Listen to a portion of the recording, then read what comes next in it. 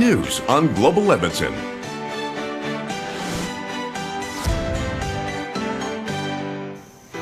8:23 now, and it's no secret kids spend a whole lot of time online at school and at home. But how can parents ensure that what they're doing online is safe and secure? David Papp is an online security expert. He joins us now with some advice on how to try and make that happen. And, you know, David, this is a huge task. Oh, it's massive. In some ways, it's almost impossible. But let's try and deal with some ways that, you know, the easy ways that we can try and make sure our kids are safe while they're online. What's the biggest thing in your mind? The biggest thing, I think, would be to just make sure your kids are open with you. Yeah. You know, where are they going? What do they need? What kind of questions are they being asked online?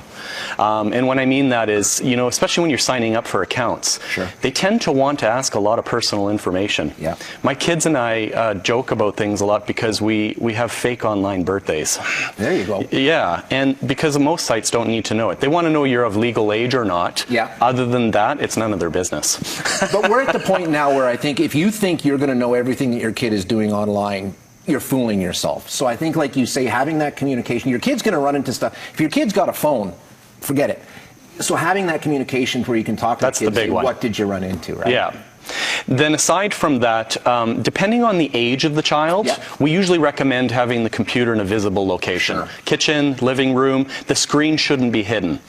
And then making sure you've got typical precautions, anti-spyware, anti-malware, anti-X, anti-everything. Up to date, yes. A lot of people say, yeah, I've got that software, but it's not going to do anything. Exactly. So that's when you're in the house and on the home computer, that's fine. But when we move into tablets and phones and stuff like that, it's a whole different world, isn't it? It's a different world, though. Again, you want to make sure that they're communicating with you with what are they wanting. With my own children, they have to ask every time they want a new app to be downloaded. We still control that with the family account. Yep, that's an easy way to go about it. What about tracking the kids' internet use? There are ways you can do that, right? There are ways to do that. Back in the day, the most common one used to be called Net Nanny, but there are many other ways of doing it now. I think there's nothing wrong with a parent being able to look at the browser history and just seeing, do these websites make sense? That where you know where the computer is being used, and you know, again, openly discussing things with your child. Absolutely. Now we get into chat, we get into Snapchat pictures, all that sort of stuff. Now this is a whole different area. Okay, that's a different area. Now the problem is that the children these days need to be taught the concerns of your digital paper trail that you're creating for the rest of your life. There's no delete button. The worst one is Facebook, because most people treat Facebook as a popularity contest.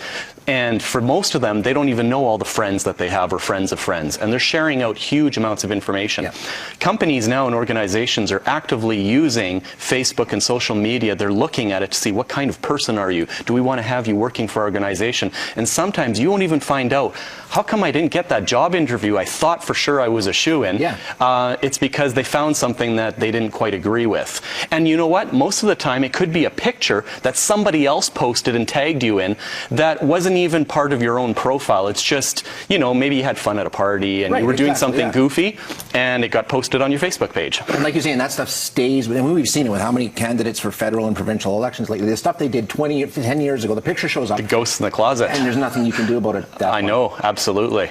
What about chatting? Is there a risk there? We generally like to say no to chat. And the reason for that is because you can't always tell who's behind the keyboard on the other end. Right, exactly. Yeah, it's usually somebody much different, age difference, and usually the opposite sex. You're absolutely right. I mean, this is the thing. We know some of these basic rules, but I think, like you said, the most important thing is make sure you're talking to your kid and finding out what's going on and maybe walking them through some of the things they'll encounter, right? Absolutely. If my kids don't know something, they actually come up to me and they say, you know, why are they asking this? Should I be doing this? Can you help me sign up for it? And that's great, because they're actually learning what kind of things to do. Absolutely. That is most important. For more on this and a whole lot more, I mean, as we said, we just scratched the surface. This could go on for days. You can follow David on Twitter right there at David Papp, or check out his blog. David, thanks for coming in. Good info.